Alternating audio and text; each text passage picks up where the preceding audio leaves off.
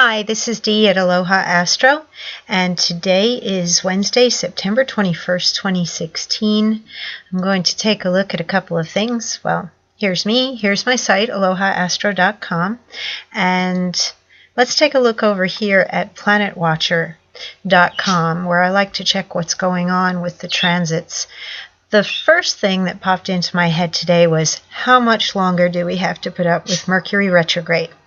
And some of you might have been experiencing the typical Mercury retrograde type of events that occur, such as waiting on communication that hasn't arrived yet, or maybe some missed appointments, canceled appointments, rescheduling of appointments. For many people, this Mercury retrograde has actually been, let's see, how much further do we have to wait?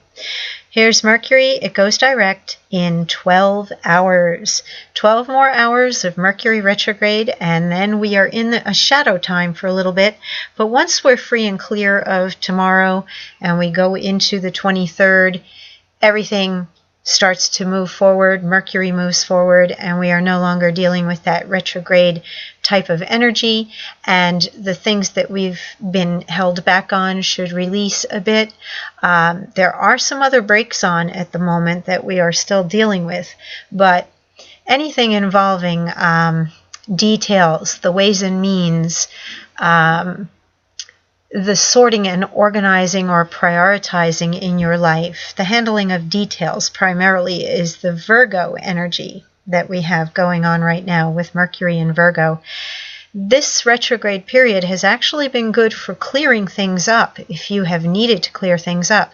And some people are finding that things weren't what they thought they were. And the reason behind it has to do with the opposing energy here to Neptune and Pisces. This can change your perception of things. If your perception's been very imaginative or perhaps distorted, or you haven't been seeing things clearly, that lens or focus of Virgo that wants to bring things down to a pinpoint rather than pushing things out there in the fog of Pisces, this would help you to get down to the essentials. Now, it may not always feel comfortable, and that has to do with this T-square here. Some of the energy of the T-square has been getting a little bit less because Mars, for quite a while, was sitting there with Saturn.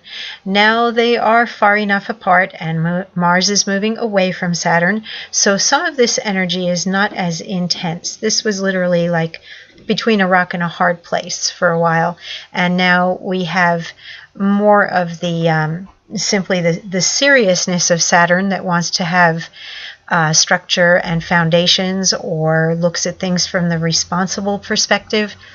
It's not under the same pressure anymore, since Mars, which is an action-oriented planet, is no longer poking it with its red-hot poker. It's not saying you must do this, or causing this feeling of importance that action must be taken immediately. So there's been a little bit more slack, a little lightening up.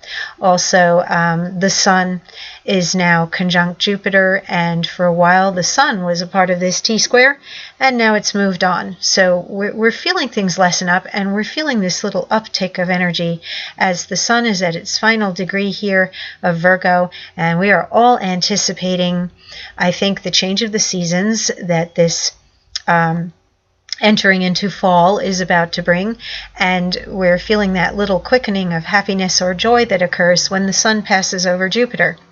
And hopefully everybody will have some upswing in their life, or something that gives them some hope or some joy that what they've been waiting for comes to pass, or what they've been working on suddenly becomes perfect and gives them a feeling of finally arriving or finally achieving something that they've been waiting for.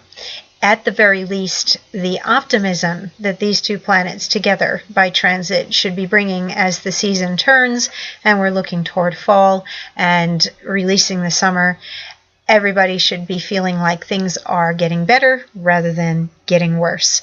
The moon today in Gemini is forming a trine to the Sun and Jupiter, and there may be talk, there may be thoughts about cooperation, communication about relationship. This is a busy planning day. It may be a good day for you to contact people that you need to contact about things, or to refine your plans on things. I find that society as a whole, when the moon passes into Gemini, is on the upswing. There's a joyful, childlike energy to Gemini, and it's mentally a very creative sign. So when the moon enters Gemini, people lighten up. And with this trine toward the Sun and Jupiter, we would be definitely feeling that quickening, even if you weren't aware that we have this vernal equinox going on and that we have Mercury about to turn direct. Well, now you're aware, and it explains why maybe you felt like, things are a little lighter, and things are going to get better. So some of it is astrological, most definitely. If you know your own chart, you can look it up and see where you have the Sun and Jupiter passing right now, what house or area of life that this is moving through. And of course, we're entering into the Libra season now as the Sun moves into Libra. Venus has already passed through Libra. It's just about at the tail end of that transit. It's there for just a couple of days more. Venus enters Scorpio in 2 more days, 1.9 days. And once it enters into Scorpio, we're thinking about our Halloween trick-or-treat, our parties, our costumes, and that whole Scorpio energy, the intensity and enjoying the darkness of Scorpio.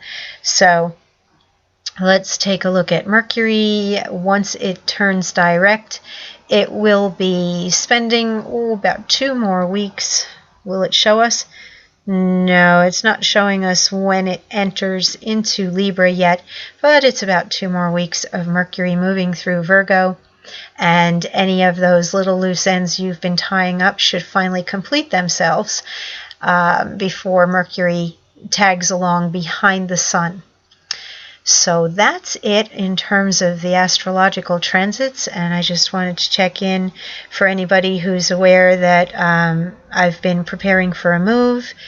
I will be doing that this weekend. If you are attempting to reach me, I will be without any internet access until Monday, sometime Monday afternoon. So if you don't hear right back from me immediately, I apologize.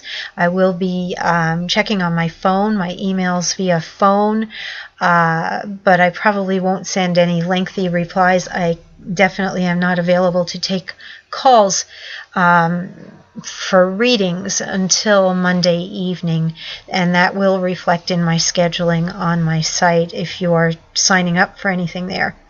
I also would like to mention, I wrote this several years ago, but it's still very valid information. Today is Stephen King's birthday, and I'm a reader. I love to read, and I do love Stephen King, and so this is all about him. If you want to find out more about his chart, and here's the URL, or you can simply Google Stephen King Aloha Astro, and you will find this article pop up at ezinearticles.com if you use the keywords for my site and Stephen King's name. So if you would like to learn more about him through his natal chart, there's that article there. And that is it, and I will be back in touch with everybody come Monday when I'm back online. And enjoy Mercury going direct, enjoy fall arriving, and enjoy today's moon in Gemini. Go out and have some fun. Contact your brothers and sisters, get out in your local neighborhood, and many blessings.